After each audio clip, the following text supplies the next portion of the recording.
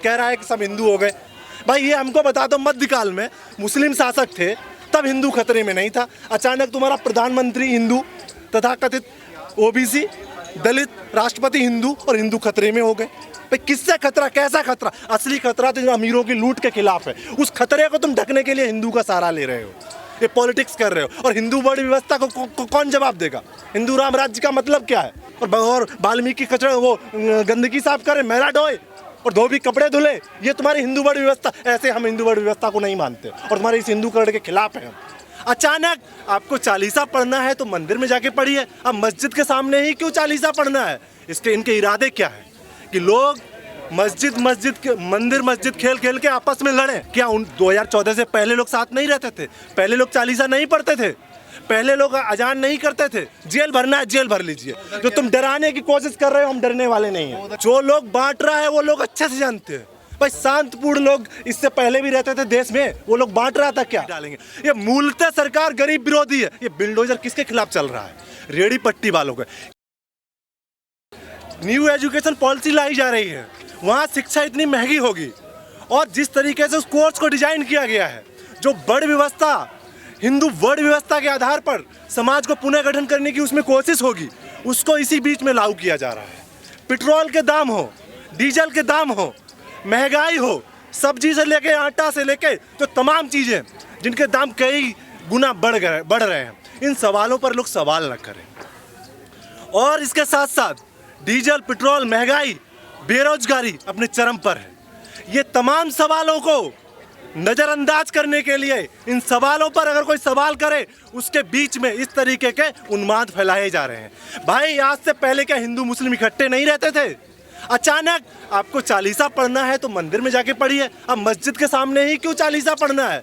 इनके इरादे क्या है कि लोग मंदिर मस्जिद खेल खेल के आपस में लड़े? पहले भी लोग एक साथ रहते थे। क्या 2014 से पहले लोग साथ नहीं रहते थे? पहले लोग चालीसा नहीं पढ़ते थे? पहले लोग अजान नहीं करते थे? सब करते थे। ये पूरी साजिशन के तहत जहांगीरपुरी एक मॉडल है कि भाई हम मारेंगे, पकड़ेंगे और दोषी भी ठहराएंगे, दोषी भी आपको ही बनाएंगे और जेल में भी डालेंगे। ये मूलतः सरकार गरीब विरोधी है। ये बिल्डोजर किसके खिलाफ चल रहा है? रेडी पट्टी वालों का।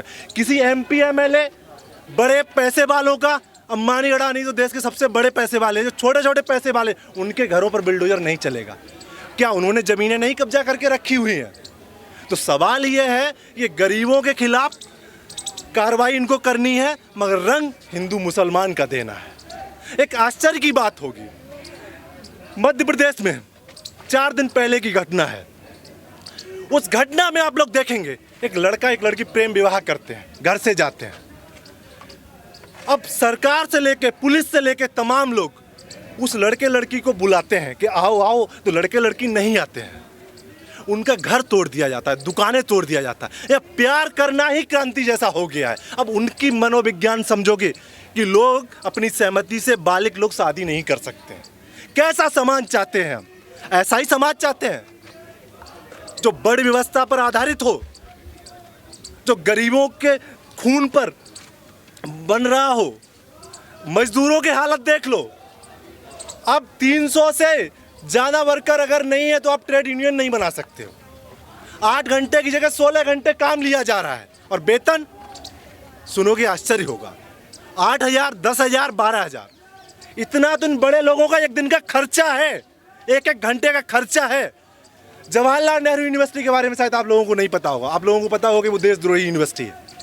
एक छोटी सी घटना मैं बता रहा हूँ, वहाँ मैस वर्कर और सफाई कर्मचारी जो वर्कर है, जो सफाई वर्कर है, उनका 4 महीने से वेतन नहीं मिला। इन पैसे वालों को, बड़े पदों वालों को एक दिन वेतन नहीं मिलता है, अखबारों में छप जाता है। और वेतन कितना है? 12,000, 14,000, 4 महीने से। और हड़ताल कर रहे हैं तो उनको धमकाया जा रहा है। और अभी भी फरवरी, मार्च, अप्रैल और मई जो है, इनका वेतन नहीं आया है, और उनको यूनियन बनाने का हक नहीं है। जो यूनियन बना रहे थे उनको जेएनयू में अंदर नहीं घुसने दिया। तो इस तरह की जो छोटी छोटी घटनाएं हैं, इन घटनाओं पर हम न बोल पाए, इसीलिए जो बोल रहे हैं उनको जेलों में भर दिया जा रहा है। NSA, UAPA और तमाम इस तरीके के कानून, जो 124A, ये किनके खिलाफ कानून है? लोग अपने ही देश में अपने अधिकारों के लिए नहीं लड़ सकते हैं क्या? अपने अधिकारों के लिए लड़ना यहाँ गुनाह हो गया। अमीर गरीब के गरीब अमीर के खिलाफ नहीं लड़ सकता है क्या? आदिवासी अपने जल जंगल जमीन को बचाने के लिए नहीं लड़ सकता है क्या? दलित वर्ग व्यवस्था उत्पीड़न शोषण के खिलाफ नहीं लड़ सकता है क्या? छात्र सस्ती और फ्री शिक्षा नहीं ले सकता है क्या? अपने हॉस्टल के खाने के खिलाफ नहीं लड़ सकता है क्या, जो खराब खाना परोसा जा रहा है क्या?